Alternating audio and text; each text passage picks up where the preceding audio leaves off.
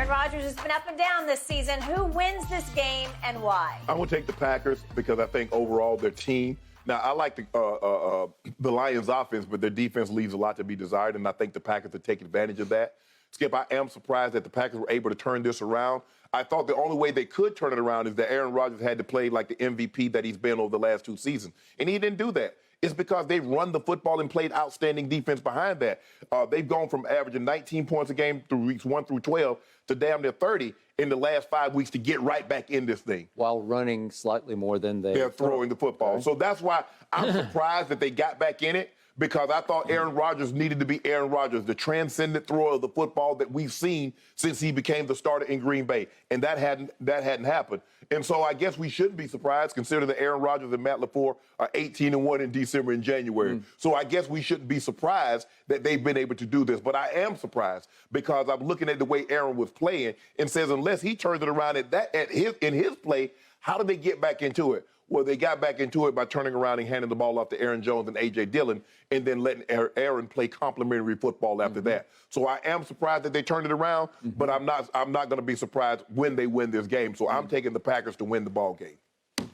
It seems like, just to my mind's eye, that everybody is taking the Packers, almost like it's a foregone conclusion. Aaron bleeping Rodgers is back in the playoffs. Right? Just when you least expected it, he came back to life. You taking Jared Goff or you taking Aaron Rodgers? Okay.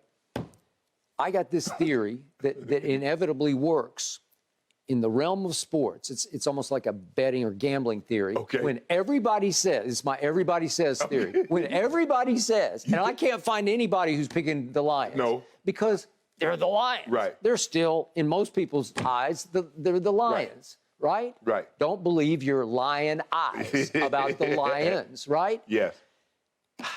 So I start looking at the numbers and I say, time out. What is going on here? So the Lions are 6-2 in their last 8 games.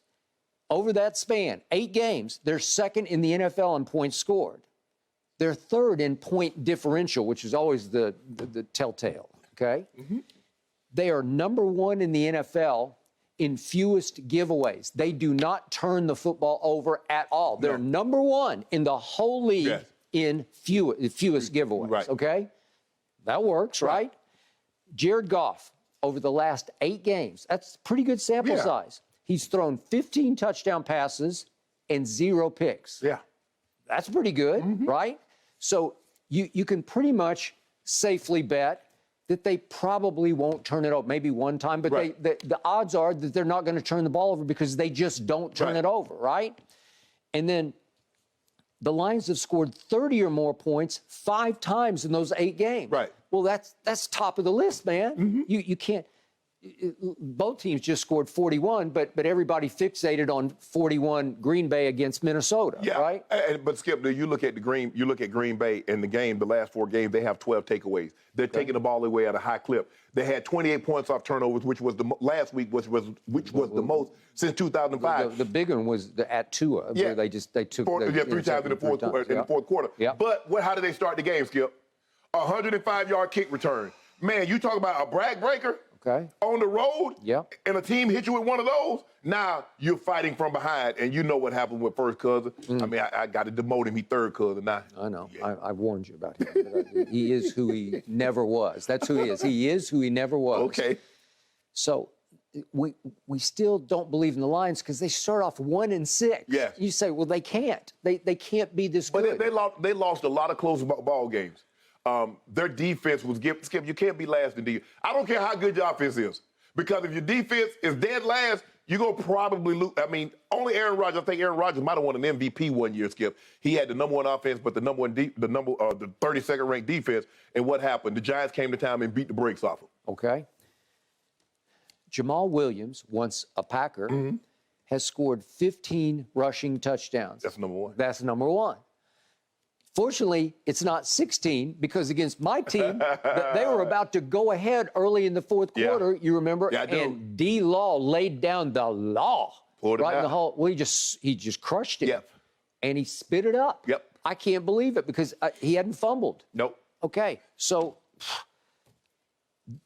he's going back to where he was and he's got some revenge on his mind. So I love how it sets up for Detroit because nobody believes they'll win.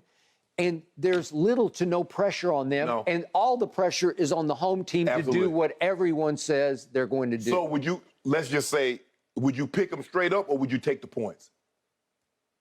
I'm going to go straight up. I'm going to be the lone wolf on this. I just got a feeling that Detroit, because of that coach, he's a little wacky to me, but I think they believe in him and they love. I don't think they look at him as wacky. No. I think they think he's 100% real. Yes, I agree with that. Okay? And he's a legitimate tough guy to me, and it rubs off on the locker room. Right. I think they play hard-nosed football. Yeah, I mean, it's been raining like the last week or something, so there's something in there. So that feeling you might have, it might have something to do with the weather. Maybe. Maybe. You think I'm coming down with something? Yeah. I don't feel like it. I'm knocking on wood. You taking the Lions straight up. Straight up. I thought you would take the points. I said, no, I take the 4.5, 5 points. I just got a feeling that when everyone says this is going to happen, and it's Aaron Rodgers, although it's really not Aaron Rodgers because he has been reduced. That's what's happened. Yeah. Is young Coach LaFleur finally said, no, I've seen enough. He's playing complimentary football. He is. I mean, I'm not going to go to game manager, but it's complimentary, right? No. They're not asking him to throw the ball 40 times while they run it 15, 20 times in order for them to win. All right. They're winning these games. I mean, yeah, he's making the throws. He can still make those. Okay. But we said Dillon and Jones control the clock. All right. So is this not an equivalent of a playoff game? Oh, it is. Yeah, okay. Absolutely. Yeah. All right. Yeah. So what's happened to Aaron Rodgers the last 2 times he played a home playoff But game? here's the thing, though, Skip. They've been playing a playoff game. Every single week for the last 5 weeks has been a playoff game for the Packers. Kind of quietly. Nobody really saw it coming. Maybe they were thinking that, but you weren't thinking that. No. Right? Because I didn't think they can get back in it because I didn't see enough from Aaron Rodgers. I know what he was, but I know what he was playing like. And so I didn't see anything that made me think that, okay, all of a sudden he's going to revert back into Aaron Rodgers of those MVP But seasons. now it's a universally acknowledged playoff game absolutely. for Aaron Rodgers at whoever Lambeau, wins at the end. And it's Sunday night. Yeah. They upped the ante and moved it right up the ladder to Sunday night. Yeah.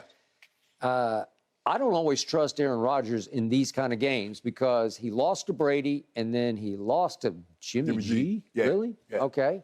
And that's what he's been doing. And remember, since that long ago Super Bowl, he's, 7-9 in the postseason since that 4-0 Super Bowl run, right? Yeah. Okay. I don't trust him. And I'm starting to trust Dan Campbell and Jared Goff and the offense. I'm with you. You're exactly. The defense leaves much to be desired. Okay. So Green Bay is going to score points, but I'm pretty sure Detroit's going to score some points. Green Bay defense looked good last month. It's gotten hot. Is what it's gotten. Taking the ball away. Takeover, the number one indicator of playing playoff football on the defensive side. Can you take the ball away? Okay. Well, these guys don't give it away at all. Okay. I mean, at all. They're at the top of the list. Okay. But they don't take it away either. I will take that. It's going to be a shootout. Okay. I think they could. Big a high-scoring game? Yep. 28-27, 30-27? 30 to 28. That kind of game. I'm going Detroit. Okay. I'll lone wolf this one. You want a case on it? Nope. Will you give me some point? Will you give me the 4.5? I just said you didn't want it. 4.5. You just say you didn't want it. 4.5. You say you didn't want it. No, I said I won't bet on the points. I said I'm going to take it straight up. We'll take it But if straight we're up. going to bet on it, then I need the points. Well, I deserve the points. This man just told me. Well, you're front running on it then. You front running. Well, front running. You proposed to bet like you tell me. You proposed to bet to me. No, you proposed the bet to me. You're the one who said it. I didn't say it. You know what? I take Aaron Rodgers. I give you 4. Thank you. I'll take 4. Gotcha. Done. Ooh. See, I snaked him, y'all. It was 4.5. I got some it. juice You got me on the half. Thanks for watching, Undisputed fans. Subscribe here to get the very latest from Skip and Shannon. Plus, go watch a few segments from our other shows on FS1.